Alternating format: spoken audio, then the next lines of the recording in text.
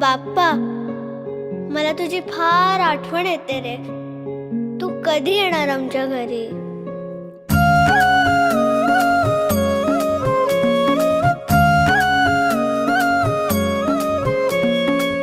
देवा तुझ्याच साठी उघडून दार, वाट पाहून झाली फार.